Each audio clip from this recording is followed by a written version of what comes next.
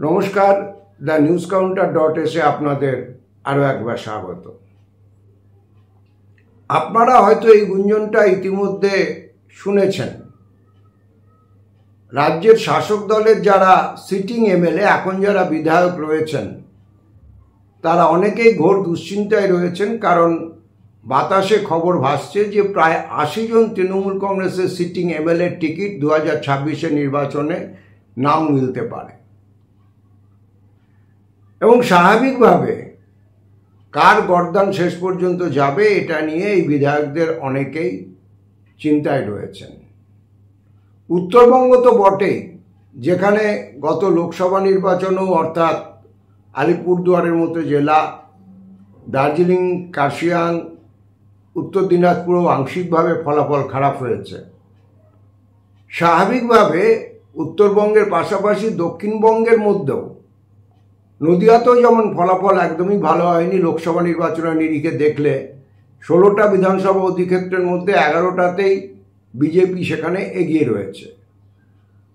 তো দক্ষিণবঙ্গ, উত্তর 24 পরগনা, হাওড়া এবং হুগলি এই জেলাগুলোতেও বেশ কিছু আসনে বর্তমানে যারা সিটিং এমএলএ রয়েছেন তাদের আসন কাটা যেতে পারে। জঙ্গলমহল বলে যে অঞ্চলটাকে আমরা চিনি, সেখানেও বেশ কিছু রদবদল হবে।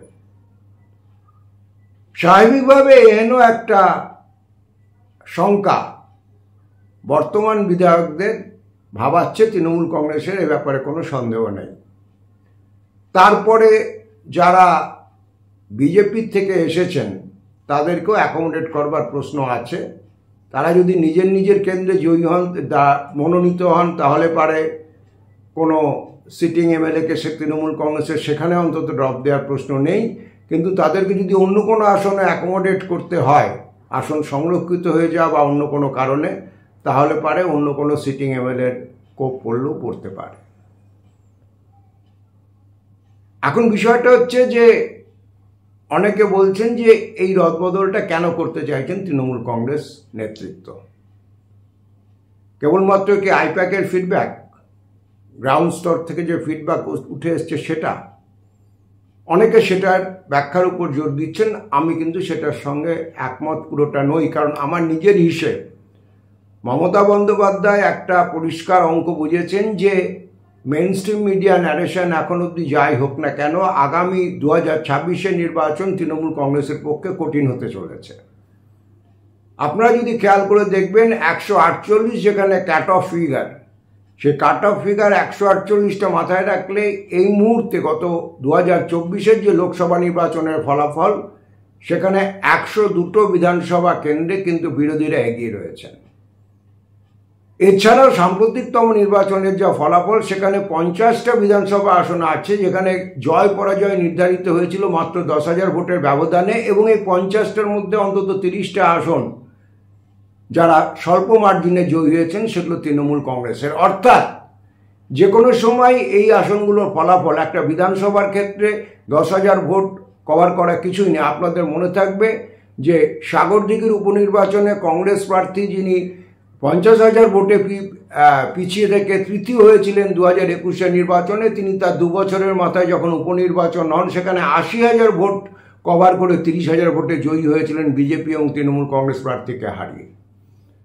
সুতরাং একটা বিধানসভায় 10,000 ভোটের মার্জিন এদিক ওদিক হওয়া, বিশেষ করে এই যে নিবিড় নির্বাচনী সংশোধনী কার্যক্রম চলছে, এসআইআর চলছে, এই এসআইআর হওয়ার পর ভোটার তালিকার চেহারা শেষ পর্যন্ত কি দাঁড়াবে সেটাও কিন্তু শাসক দলের কপালে ভাঁজ ফেলেছে। সুতরাং তারা এখন থেকে সতর্ক পদক্ষেপ ফেলতে উদ্যোগী হয়েছে, এবং এই যে প্রায় 80 জন বিধায়কের টিকিট কাটা যেতে পারে, তার মধ্যে অন্তত হাফ ডজন হেভিওয়েট রয়েছেন যারা বর্তমান অথবা প্রাক্তন মন্ত্রী।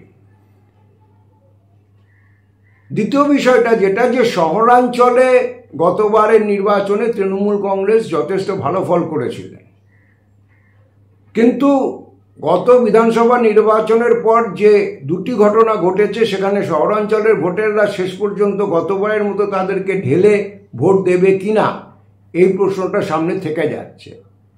সুতরাং সব মিলিয়ে তৃণমূল কংগ্রেস শাসক দলের কর্তৃপক্ষ সতর্ক পদক্ষেপ ফেলতে চলেছেন। পাশাপাশি এটাও সত্যি কথা, শেষ অবধি কারা টিকিট পাবেন বা পাবেন না তা শেষ পর্যন্ত নির্ধারিত হবে মমতা ব্যানার্জি নিজের চূড়ান্ত ইচ্ছার উপর।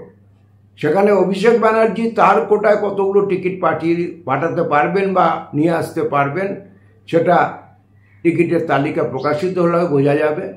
টিকিটের চূড়ান্ত তালিকা প্রকাশিত না হওয়া পর্যন্ত সে ব্যাপারে কোনো প্রেডিকশন করা আর জ্যোতিষী করা প্রায় সমান ব্যাপার। সুতরাং শাসক দলের অভ্যন্তরে নির্বাচনী উত্তাপ এখন থেকে উত্তপ্ত হয়ে উঠতে শুরু করেছে, এইটুকু অবশ্য নির্দ্বিধায় বলা যায়। TheNewsCounter.s এখন এই পর্যন্ত। দেখা হবে পরবর্তী এপিসোডে।